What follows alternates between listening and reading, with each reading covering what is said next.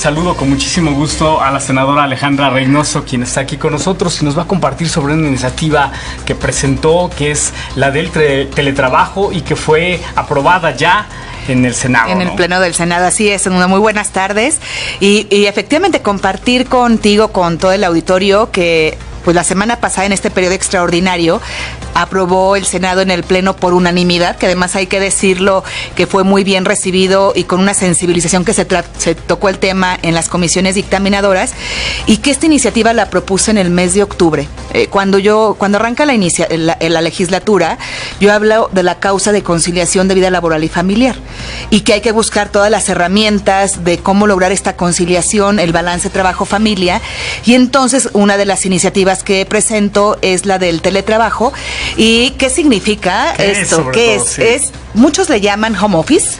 Okay. ¿No? Es decir, trabajo desde casa, aprovechar las tecnologías como lo que hoy se está haciendo en este programa, en este noticiero, que finalmente aprovechas las tecnologías, aprovechas todos los mecanismos para comunicarte y para romper luego los medios tradicionales. Bueno, lo mismo sucede en el trabajo. Estamos acostumbrados a ir a una oficina, desde ahí trabajar, cuando la realidad ahora es diferente.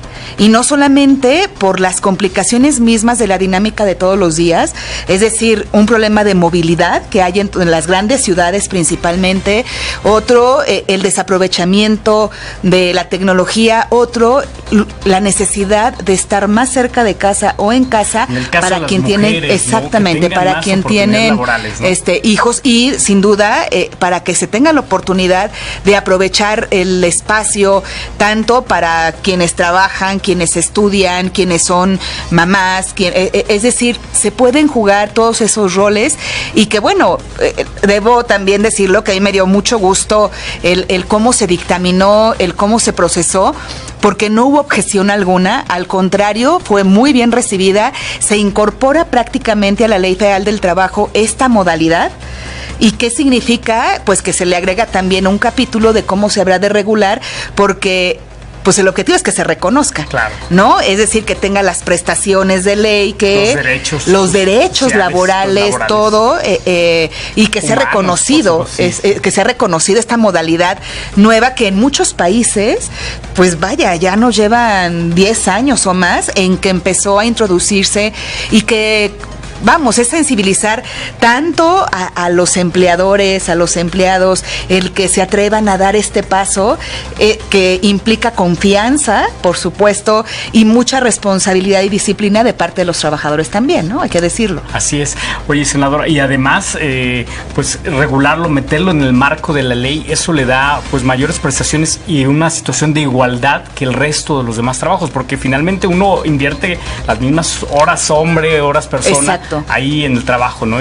Sin duda, y por eso es la importancia de reconocerlo, porque ya está aprobado, ya ha habido empresas que empezaron a implementarlo en sus negocios hace más de 1 o 2, y hay un empresario de Monterrey que nos compartía que empezó a implementar prácticas o políticas de conciliación en su empresa, de conciliación de vida laboral y familiar, y son 3 años sin rotación de personal, aumenta la productividad de las personas, por supuesto disminuyen los gastos, los costos, el ahorro, y sabes, hay incluso un documental muy interesante, sí, que bueno, en español se llama Hora Pico, y cómo se comparan 3 grandes ciudades, Estambul, Los Ángeles y la Ciudad de México.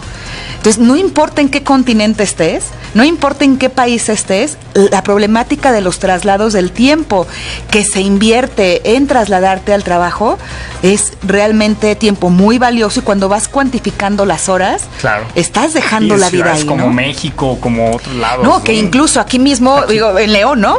Quienes trabajan en Puerto Interior, pues no son 20 minutos, no son 40, hay quien hace más de 1 hora en traslado, y además de los costos que implica el tiempo de vida que pasan, la calidad de vida, la calidad de vida, así es. Entonces, pues ahora esperemos que se procese en la Cámara de Diputados.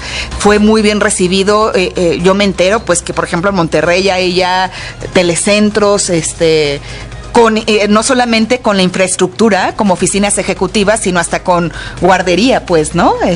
Para que no pueda hacer las dos cosas, o sea, es decir, el cuidado de los hijos y trabajar desde la casa. Muy cerca está un telecentro y puedan ahí trabajar. Y que muchas de esas cosas ya los demanda o ya vienen en la ley porque son incorporadas a materia de derechos humanos que tienen que ver con la igualdad de los derechos de la mujer laborales, ¿no? Así es, y que mira, yo lo hago hincapié en algo. En las políticas de conciliación de vida laboral y familiar, si bien mayormente el beneficio es para las mujeres, no excluye a los hombres.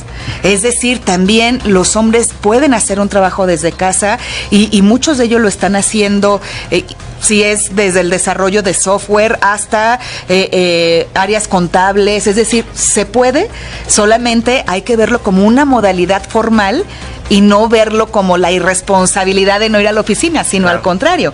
Este modelo ya está aprobado, es más eficiente y más productivo porque se ha centrado en los resultados, no en el tiempo que estás en un lugar físico. La calidad del trabajo, los resultados.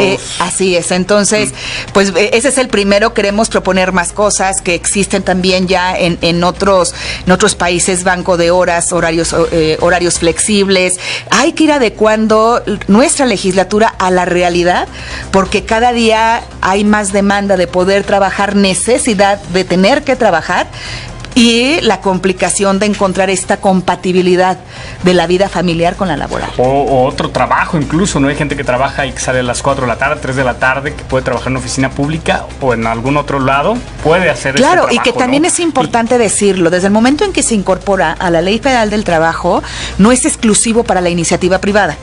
Incluso instituciones de gobierno pueden aplicar esta modalidad en caso de que las actividades así lo permitan. Y hemos estado socializando toda esta agenda con organismos empresariales y vamos a realizar un diagnóstico en 3 niveles con los trabajadores, con los directivos y con los dueños o accionistas, para identificar las posibilidades de la implementación del teletrabajo por un lado, para identificar la salud laboral, que es otra de mis agendas, claro, el tema de salud, pero también en este mismo diagnóstico se puede evaluar el nivel de satisfacción de los trabajadores con la empresa y de la empresa con los trabajadores. Entonces, queremos aportar que no solamente nuestro trabajo quede en la parte legislativa, en proponer leyes, reformas, sino en cómo se implemente y ayudar a la implementación en determinado momento. Así es. Oye, también hubo una organización, la MITI, quien reconoció este trabajo por ser pues muy de avanzada, sobre Así todo es. a los tiempos actuales que demanda la vida laboral, ¿no? Y las nuevas tecnologías. Fíjate que sí, me buscó la MITI, la Asociación Mexicana de Instituciones de Tecnologías de la Información. Cuando se dan cuenta que viene este dictamen, pues primero estaban muy contentos porque ellos lo intentaron hacer en la Ciudad de México, incluso desarrollaron un manual de cómo implementar el teletrabajo, pero no pudieron avanzar. O sea, no escucharon, dicen, no vimos eco en nuestra propuesta, quién pudiera tomarla y presentarla, y de repente pues se enteran que se ha presentado y por supuesto en la disposición de formar esta alianza. ¿Para qué? Para ir socializando, ciudadanizando y que vean que lo que hacemos desde las leyes tiene el beneficio directo para los ciudadanos. Un impacto ya directo, ¿no? Sin duda, un impacto, y que mira, que es no solamente la modalidad, el ahorro en la economía de las familias, lo que significaría. Y más con el transporte que está incrementando, que quiere incrementar. Mira, en la Ciudad de México, resulta, si recordarás, el mes pasado hubo contingencia ambiental varios días. Sí. Y las recomendaciones eran: no salgan de casa, si pueden realizar el trabajo, háganlo. Y entonces ahí, digamos, se implementó el teletrabajo ante una contingencia, y lo que dice, ¿qué necesidad tenemos de que haya contingencias para buscar nuevas formas de trabajar y seguir dando resultados? Sí, en la Ciudad de México, pues, que te puedo contar a ti, pero tienes que despertar o llegar a planear tu trabajo 2 horas antes, ¿no? Al menos, ¿no? Sí, o un poco antes quizás. Sí. Sí. Incluso muchas desmañanadas, y la gente que incluso desde el Estado de México se traslada a la Ciudad de México, el tráfico, el transporte, en verdad son hasta 3 horas que le invierten en traslados. Riesgos de trabajo también. Riesgos, así es. Y mayoritariamente, e incluso este documental lo habla del riesgo de las mujeres que pues y de acuerdo a las denuncias entre robo, acoso, son víctimas en estos horarios en que hay un aglutinamiento de las personas en el transporte público, en los trayectos entre el transporte y los lugares de trabajo o su casa. O sea, sí hay un riesgo mayor y yo creo que esto tiene un beneficio en muchos frentes y por eso es que pues seguimos impulsando y esperemos que pronto salga en la Cámara de Diputados para que sea ya una realidad. No, muy interesante esta iniciativa, sobre todo pues un beneficio directo y de un impacto y pues como tú bien lo señalas, que puede ser más benéfico sobre todo a las mujeres, pero para cualquier persona, ¿no? Así es, para cualquier trabajador o trabajadora es un beneficio. Oye, senadora, también te quiero preguntar de ese tema de la migración que se ha vuelto muy complejo. Primero la Guardia Nacional se había enfocado para temas de seguridad, a la delincuencia, al crimen, y ahora termina siendo como Border Patrol, otra cosa, ¿no? Fíjate que sí, a ver, cuando se aprobó y que fue mucho el debate de la Guardia Nacional, se hizo pensando en el tema de la inseguridad, ¿no? Del combate a la inseguridad y que decía el presidente de la República que así no lo vendieron para así es, que era, ¿no?, para eso. Incluso cuando tú ves las funciones de la Guardia Nacional, pues prácticamente son seguridad, es información, es colaboración y demás. Y el tema migratorio lo pone con 2 puntos, del 1 al 10, 2 puntos de prioridad, porque pues ellos no se imaginaron que iban a ser la Guardia Migratoria, ¿no? Sí, claro. Y que estas ocurrencias del presidente, y voy a hacer un poco de remembranza, si recordamos, desde que entró la administración, ya había en México una alerta por las caravanas masivas de migrantes, de centroamericanos, estaban muy bien ubicados entre Honduras, El Salvador y Guatemala. Y entra este gobierno y lo primero que dice: bienvenidos todos los migrantes, les vamos a dar, va a haber trabajo, visas de trabajo, no seremos represores. ¿Y qué provoca? Pues que en lugar de controlarse, se sale de control el cruce de la frontera sur, evidentemente llegando a la frontera norte, otra crisis en la frontera norte en el intento de cruce a Estados Unidos, y hubieron varias advertencias del gobierno estadounidense. Varias. En marzo incluso, si recordarán, vino el yerno de Trump, se habló de una reunión privada, y que pues todos suponíamos que era por un tema migratorio. Sí, hasta que el hilo estuvo a punto de romperse. En abril por los aranceles. Empieza el presidente Trump nuevamente a quejarse de que México no estaba conteniendo la migración en la frontera sur. No responden. Es más, si recordarás, hasta el presidente en algún evento: levante la mano el que quiera que le responda al presidente Trump, ¿no? Y el que no quiera, y que mejor amor y paz. Eso decía el presidente, amor y paz, ¿no? Y el canciller decía en abril que callar o no responderle a Trump no era su misión, sino era una estrategia. Y la estrategia la tenían bajo control, en abril. ¿Y qué nos encontramos 2 meses después? La amenaza directa. Ya no fue el mensaje o la queja, sino ya una amenaza con la imposición a lo económico de todos los ciudadanos. Y entonces sí reaccionan, y entonces sí responden, y entonces sí van, pero además de una forma que, con todo respeto, pues no fue la mejor, ¿no? Entonces, Trump mezcló un tema comercial con un tema migratorio, y México se las compró. Y fue un gran error, porque no puedes tú negociar y llegar a un acuerdo con temas de naturaleza diferente.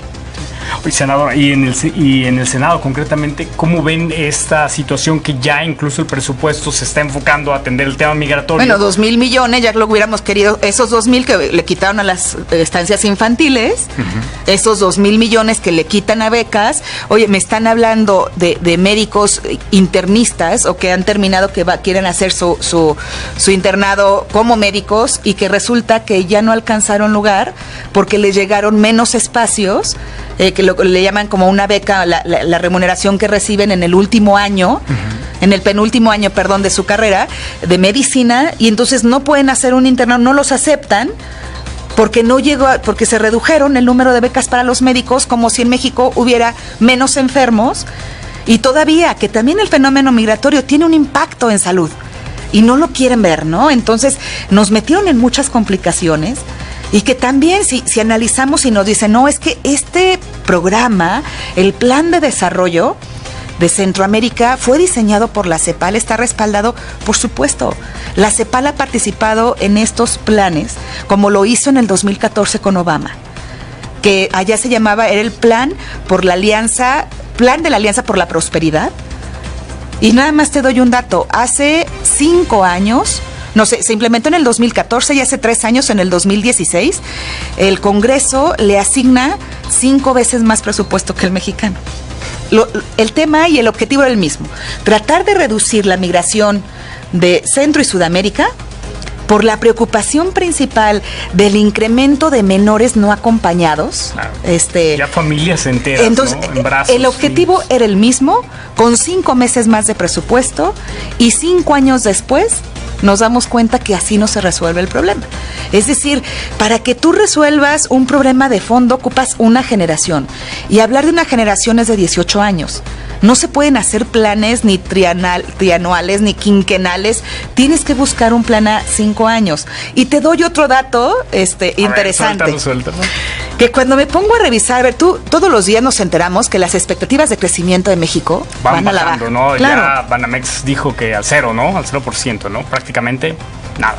Y si tú consultas las estadísticas del Banco Mundial, Honduras, Guatemala y El Salvador van a crecer 3 veces más que México. Y todavía le invirtió el presidente una cantidad, ¿no? Hace unos días. Y que hay que decirlo, no es nada en contra de los migrantes. Yo soy una fiel acompañante de la causa de los migrantes y digo, a ver, ahora, ¿cómo nos quejamos de Estados Unidos si estamos haciendo lo mismo? ¿Cómo defendemos a los mexicanos si la política represora se ha encrudecido en el sur de nuestro país y que ahora vemos a la Guardia Nacional mientras las estadísticas de la inseguridad en México aumentan? La Guardia Nacional, sin estar completa, sin tener ni siquiera los uniformes completos, sin tener el equipamiento, ya le está designando a las tareas para las que no fue su fin la creación, ¿no? Oye, habrá que esperar a ver si no hay fisuras, esperemos que no, pero entre los mandos militares, la Marina y el Ejército, pues sabemos que no son muy afines. Yo creo que lo que se han de estar preguntando es ¿qué somos? Esperemos que no, o sea, por ¿qué el bien de somos? todos, ¿no? Sí. Así es. Sí, y que hay que hacer un trabajo que yo lo decía, incluso participé en un taller de expertos del tema migratorio, que acudió el Colegio de la Frontera Norte, de la Frontera Sur, la CEPAL, organizaciones de la sociedad civil, fundaciones, México Sin Fronteras. Bueno, éramos 18 personas todo el día discutiendo, proponiendo, buscando alternativas. Incluso ahí fue una organización que tiene sede en Honduras y nos decía no funcionó la Alianza para la Prosperidad. ¿La conclusión fue? La conclusión no, porque cuando nos preguntábamos, oye, ¿va a funcionar este plan de desarrollo? Y ella misma decía, pues yo nada más quiero decirles que no funcionó y es lo mismo. Y entonces me pongo yo a investigar y dices, pues no, es que no funcionan en un tema migratorio en lo inmediato. Y que no es estar en contra de los migrantes, es estar en contra de la política pública, que solamente maquilla y no soluciona. De la política pública que destapa, o sea, para tapar un hoyo destapa otro y lo hace mayor todavía. Y que no va a dar la economía de México para cumplir con las responsabilidades que asumió. Y es más, o sea, apenas le dieron el nombramiento del director jurídico al que firmó el documento en nombre de México. O sea, ni siquiera tenía la facultad para firmar un compromiso con México y quedan 28 días para la siguiente evaluación. Esa es la prueba de fuego, ¿no?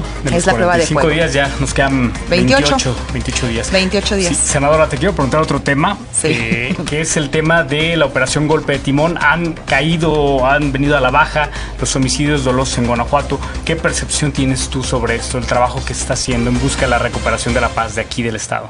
Yo creo que cuando hay la disposición de poder trabajar los diferentes niveles en una estrategia, que yo lo mencionaba el fin de semana, cuando me hablan de la inseguridad a nivel nacional, dije, no está lista la estrategia, no hay estrategia. Y en el caso de Guanajuato, si te fijas, el gobernador no ha estado esperando a que le resuelvan los problemas. También se pone al frente y que no solamente en el tema de la inseguridad, toca puertas, insiste, no baja la guardia y no solamente en el tema de inseguridad, lo veíamos en el desabasto de combustible, que yo siempre lo dije, no es una estrategia contra el huachicol, es que no hay gasolina, es que se cancelaron, ahora con lo del Zapotillo, también tratar de reactivarlo con proyectos de infraestructura para Guanajuato, es decir, no está esperando a que le resuelvan o a que vengan y le den. Busca las vías, busca los mecanismos, y ahora también en esta estrategia regional me parece súper importante porque es la gran diferencia que identifica la región. Y en el tema de seguridad no es la excepción. A mí me da mucho gusto que esté disminuyendo, no lo suficiente, que también hay que decirlo, es decir, no hay que echar las campanas al vuelo, hay que seguir trabajando, focalizándonos en una misma estrategia y sobre todo trabajar en diferentes, yo lo digo, de diferentes frentes. Sí al combate a la inseguridad, pero hay que trabajar con la ciudadanía, con todas las instituciones en la construcción de la seguridad.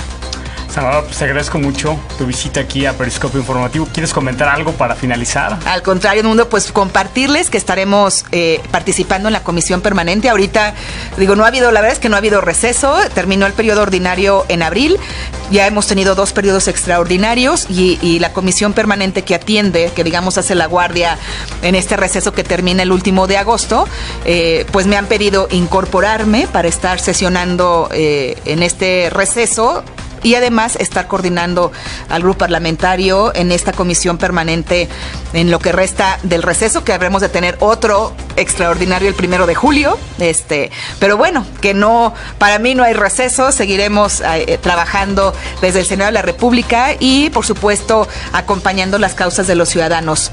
Rápidamente te digo que hay tantas cosas que hacer, pero el día 6 de julio aquí en León, en todo el polígono de Villas de San Juan, vamos a hacer un evento con fundaciones en un predio donde ya se les puso una cancha de básquetbol, vamos a instalar parque, a plantar árboles con la comunidad, se llama Parque en un Día el programa, y que todo ha sido gestionado con fundaciones. Luego el día 13 de julio, 8 días después, tendremos en México el primer Foro Nacional para Médicos Residentes y Pasantes, en esta agenda que nos planteamos también con la Embajada de Salud de abordar esta problemática, que es un tema muy amplio que abarca 4 áreas. Que es otro tema. Secretaría de Salud, Educación, así apoyos, es, ¿no? Trabajo y Derechos Humanos. Entonces, eso vendrá para el 13 de julio y luego 5 foros regionales, uno de los cuales será aquí en Guanajuato, en la ciudad de León, muy probablemente. Ya les estaremos dando la fecha porque es construir un programa de residencias que no se ha movido absolutamente nada desde 1983. Muy interesante, pues te invitamos la próxima vez para que nos lo cuentes. Para platicarles todo lo que hay que hacer con los médicos. Muchas gracias. Al contrario, Edmundo, y saludos a todo el auditorio. Gracias. Bueno, pues...